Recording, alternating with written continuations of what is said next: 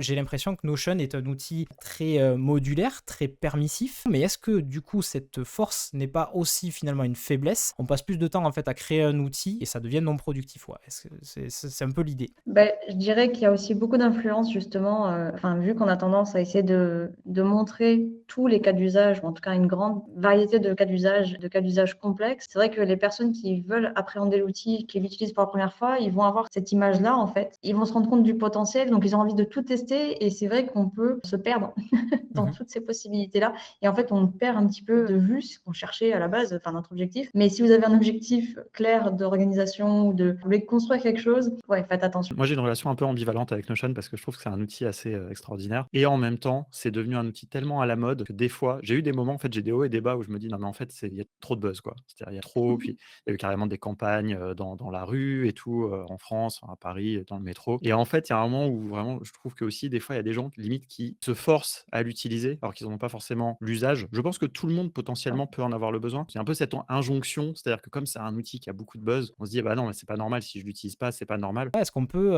arriver à faire des choses très très simples sans avoir systématiquement à construire quelque chose qui va nous prendre du temps et qui va être compliqué à mettre en place? Shubham. Le truc, c'est qu'on commence toujours par vouloir un truc. C'est-à-dire que dans un premier temps, on va avoir vu, chez quelqu'un, je sais pas, la grosse machine et on va se dire: «Un jour, je sais bien qu'un jour je vais y arriver peut-être, mais moi je veux commencer petit, donc je commence à pas juste prendre mes notes ou juste noter mes séries ou je sais pas quoi». Et en fait, ça devient petit à petit assez jouissif parce qu'il y a un côté, je parlais des Lego, mais un peu comme un meuble IKEA qu'on montrait soi-même et en fait, d'un point de vue affectif, on y accorde plus d'importance que juste quelqu'un qui le montrait pour nous ou juste un meuble déjà tout fait. Donc il y a ce premier truc de genre: «Oh, c'est moi qui l'ai fait, c'est pas une boîte qui me l'impose ou c'est pas un outil, préfabriqué, donc je vais y accorder plus d'importance». Sauf que en fait, tout le monde fait plus ou moins l'erreur de partir de l'outil plutôt que partir de son besoin Mmh. et je pense que c'est ce que Notion a réussi à faire. D'un côté, on peut y faire tellement des choses géniales que tout le monde est fier et montre ses créations, mais en même temps, nous, on n'a peut-être pas besoin de faire ça. Donc je pense que, le problème, on oublie souvent de le prendre, dans le bon sens. C'est plutôt: «OK,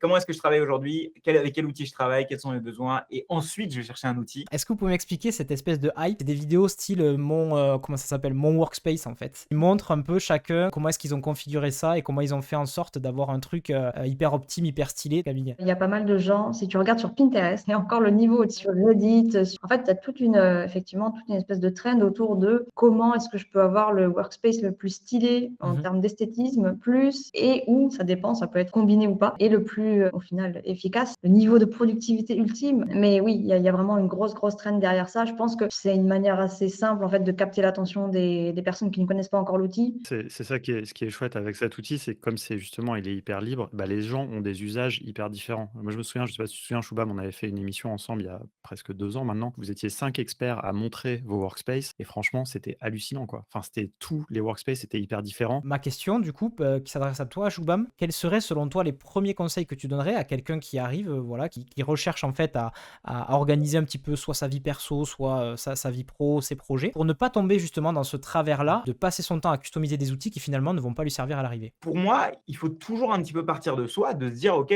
très bien, il y a cet outil un peu hype qui fait ça, ça, ça. Génial», parce que ça peut me donner des idées sur la manière dont je travaille, parce que peut-être que moi je travaille à l'ancienne, peut-être que j'ai des post-it partout, peut-être que, j'écris tout à la main. Mais comment est-ce que moi je peux transposer ma manière de travailler? Et du coup, mon conseil, ça serait pour éviter de tomber dans cette hype, c'est toujours un petit peu dans un premier temps, noter ce dont moi j'ai besoin au quotidien, quoi. De prendre des notes, peut-être un besoin d'organisation au long terme sur quel projet je suis ou pas. J'ai peut-être un endroit besoin de noter mes objectifs. Et par contre, si moi je traque pas du tout, est-ce que j'étais au sport ou pas, j'ai pas besoin de ça. Et du coup, je vais pas prendre cette partie-là de l'utilisation de Notion. Ok. Donc pour moi, ce que je conseille toujours, c'est de noter sur un papier quels sont mes besoins aujourd'hui. Du coup, je les transpose dans Notion et pas le contraire. C'est pas parce que quelqu'un traque la manière dont il boit son eau le matin que je dois le faire. Fougas qui nous met, il faut avant tout maîtriser l'outil, commencer petit à petit et rajouter des briques au fur et à mesure. Est-ce que Camille, tu partages cet avis? D'ailleurs, je pense que c'est valable pour quasiment, enfin, une bonne poignée d'outils, hein.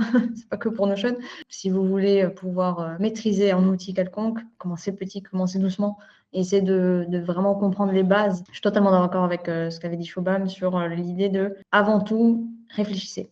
Ok. Réfléchissez, posez-vous les questions sur qu'est-ce que vous recherchez. Est-ce que vous voulez juste tester l'outil tel quel pour voir un petit peu, pour avoir un aperçu de tout ce qu'il peut faire? Ou est-ce que vous voulez l'utiliser parce que vous savez qu'il a tel ou tel potentiel pour un cas d'usage spécifique? Et dans ce cas-là, posez-vous, faites la liste et à ce moment-là, renseignez-vous sur comment vous pouvez le mettre en place et puis après, commencez petit à petit à le mettre, le configurer, quoi. En voyant un petit peu tout ce qui peut se faire, donc typiquement quand vous citez des exemples hyper stylés, etc., poussés, ça permet, je dirais quand même, enfin moi c'est ce que j'y vois en tout cas, hein, mais que de prime abord, on puisse en fait voir l'outil à son plein potentiel, voir ce dont on en est capable, et plus tu maîtrises en fait finalement cet outil et tu vois des choses très très poussées, plus en fait tu vas justement être pertinent après sur le choix des outils que tu vas avoir. Mais en fait, aujourd'hui, en tout cas moi qui commence et qui a une utilisation très basique, les bullets, les titres, etc. et let's go, en fait, je me rends compte qu'en voyant d'autres exemples, ça a au moins le bénéfice de montrer jusqu'où est-ce que l'outil peut aller. Totalement, totalement, tu vois. Et je vais faire encore une autre analogie.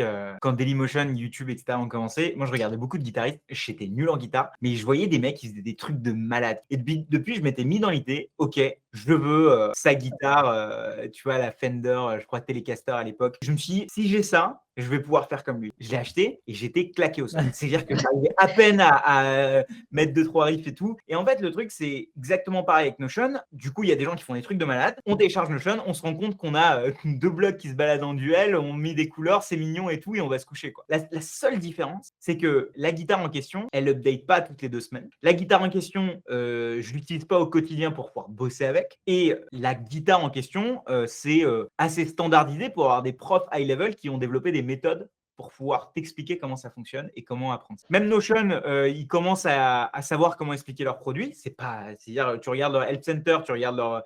ils ont sorti récemment un truc genre comment les business devraient s'organiser. Je fais les gars, vous n'avez pas pensé à faire ça avant? Et je trouve que le document n'est pas précis en fait. En fait, la complexité, elle est là. Elle est que c'est pas un outil de loisir, c'est un outil de taf. C'est un outil qui s'update toutes les 2 semaines, voire toutes les semaines, avec des nouvelles features qui sortent tous les jours, qui font en sorte qu'on met à la poubelle celles qu'on a fait il y a 3 semaines. Et il n'y a pas de standard que des profs, et ça commence à se créer, qui est des méthodes en mode voici comment on devrait configurer des bases de données, voici le standard parce qu'on applique la méthode du lean, je sais pas quoi. Ça commence à venir, et on n'en est pas encore là. Cette remarque de Chab, du coup, qui met bonsoir, ce qui m'a beaucoup aidé pour la maîtrise de l'outil, c'est d'apprendre une méthode de travail. J'ai fait un mixte entre Para, OKR, GTD. Notion devient un outil qui permet de mettre en application cela. Oui, en fait, c'est ça, c'est il y a plusieurs méthodologies qui existent. Encore une fois, elles ont chacune leur pertinence. Étant donné que tout peut s'appliquer plus ou moins à Notion, ça devient notre responsabilité après de faire les choix et de le mettre en place dans l'outil, quoi. Mais au final, qu'on choisisse Para ou qu'on choisisse GTD ou qu'on choisisse, enfin, peu importe, quoi. C'est pas ça qui va déterminer la bonne utilisation de Notion en tant que telle. La question que je me pose aussi, je te la pose à toi, Shubham, est-ce que justement une app à tout faire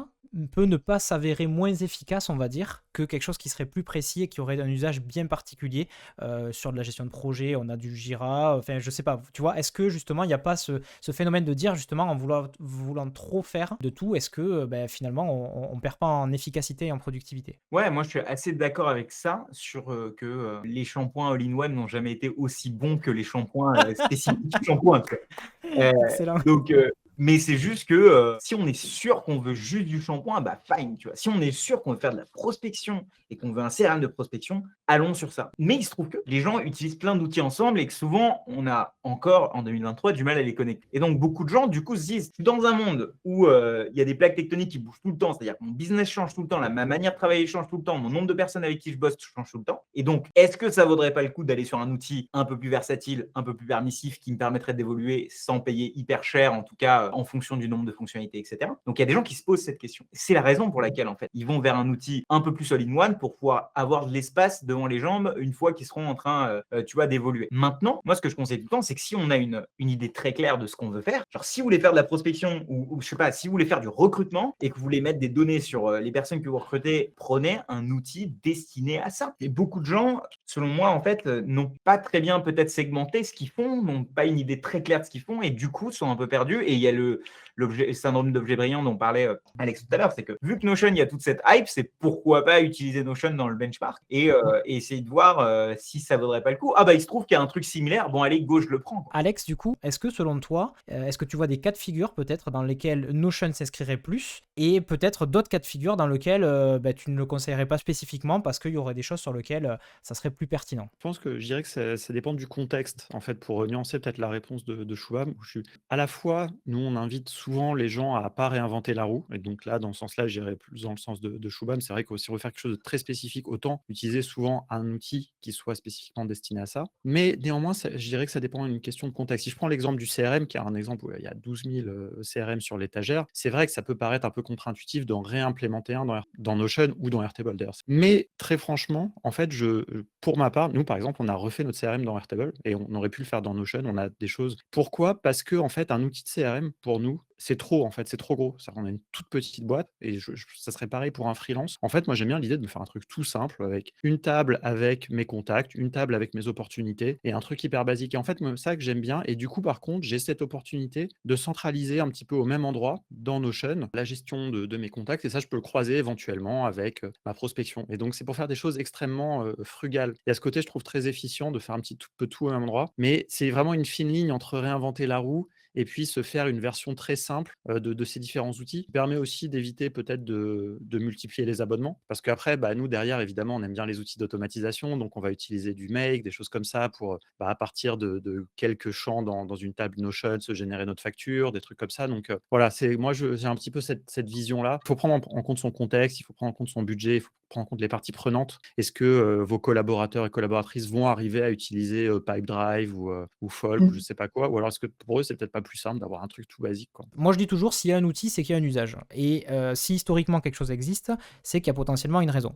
Donc, mon point de vue, c'est, je pense qu'effectivement, il y a des moments dans le cycle de vie d'artisan ou je sais pas quoi, peut-être qu'une solution clé en main type Wix te suffira. Mais par contre, quand tu auras d'autres besoins parce que ton activité le nécessitera, là, tu auras besoin de mettre plus de moyens, d'avoir quelque chose de plus sur mesure. Et j'ai l'impression que c'est un peu la même chose en termes de, que ce soit du no-code ou que ce soit la prise de notes en général. C'est-à-dire qu'au début, tu as une utilisation très simpliste qui sera la meilleure et comme disait Shubham, basée vraiment sur toi, ce que tu te notes comme besoin au quotidien, mais vraiment un usage. Et ensuite, j'ai l'impression que quand tu veux monter un petit peu plus, voilà, parce que tu veux automatiser un certain nombre de choses, parce que tu as vu quelques tutos de Shubham et tu as l'impression que tu peux tout faire, et donc du coup, tu te dis, let's go, peut-être au niveau de mes besoins, je pourrais me simplifier certaines choses. Je pense que Camille, ça te paraît cohérent, mais c'est un peu mon approche. Je suis d'accord avec toi sur le fait que, dans une certaine mesure, que si un outil a un usage, il y a beaucoup de snobisme en fait un peu partout, hein, mais dans le monde du web, on va dire de manière générale, parce que ça peut être appliqué à l'écosystème no-code, ça peut être appliqué à l'écosystème Notion aussi. Il faut aussi vraiment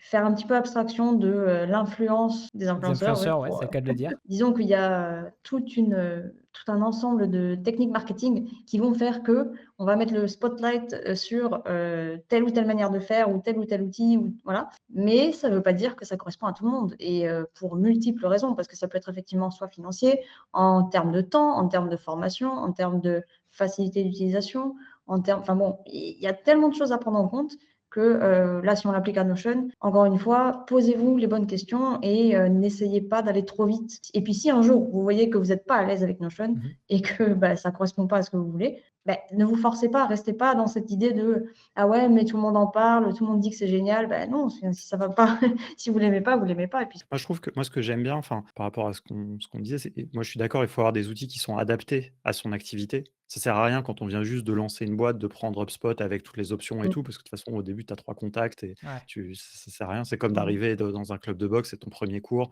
tu as déjà tous les gants Venom et tout. Non, c'est pas la peine, quoi. Tu viens avec tes gants Decathlon et après, si tu continues, peut-être tu t'upgrades. Mais par contre, du coup, Notion, pour moi, c'est un peu l'équivalent des gants Decathlon quelque part. C'est-à-dire que tu peux faire des choses simples à moindre frais. Et puis, c'est un outil, en plus, si au pire, dans ton projet, ça ne te sert pas, peut-être ça t'en servira dans un autre. Il y a ce côté comme ça, un petit peu très efficient, je trouve, dans Notion. Oui. Quoi. Shubham, toi qui pousse énormément justement cet outil et qui a beaucoup plus de recul, on va dire, que quelqu'un comme moi par exemple, tu es d'accord avec ça? Est-ce que en gros au début on peut très bien commencer tout petit et puis avant de vraiment se lancer sur quelque chose de beaucoup plus poussé, ou est-ce qu'il faut d'entrer? Bon, je pense que de toute façon tout le monde est assez d'accord sur ça, mais en fait c'était une façon détournée de te faire réagir et de nous dire un peu ce que t'en pensais toi. Récemment, j'ai voulu acheter un snowboard. Et en gros, j'avais soit le snowboard Decathlon, qui était pas très cher, dans lequel il n'y avait pas trop un vendeur, etc. Soit j'allais chez EcoSport, avec, où tu vois, tu as plein d'autres marques et tout. Et j'ai internet aussi avec des vendeurs à l'infini qui m'expliquent que selon ces twin tips, nanana, nanana et tout. Et en fait, c'est un monde que je connais pas, hein. Tu vois, en fait, tu as toujours une partie qui est la réalité, toi sur le terrain en train d'essayer de snowboarder et de tomber. Ça, c'est la réalité sur lequel tu passes les 10% du temps. Tu as ton imaginaire qui pense quand tu dors, quand tu manges et tout, que tu vas faire des trucs de ouf. Ça, c'est 10% du temps. Et tu as 80% de temps, c'est regarder des gens faire ce que tu veux faire sur Internet, aller dans des magasins et essayer de choper la bonne board parce que tu penses que dans ton imaginaire, parce que marketingment parlant, on est hyper sensible à ça, c'est que tu as vu ce type-là qui fait des figures de dingue, qui a une board de cette marque-là, donc peut-être que tu vas être influencé pour prendre ça. Tu vas aller chez Decat, tu vas trouver une board qui va être pas très chère. Rationnellement, tu sais que c'est ton niveau qui est limitant, tu le sais. Mais tu te mens à toi-même, quoi, c'est ça. Tu te mens à toi-même parce que tu as vu des pubs, des influenceurs tellement bien payés, j'imagine, ou tellement bien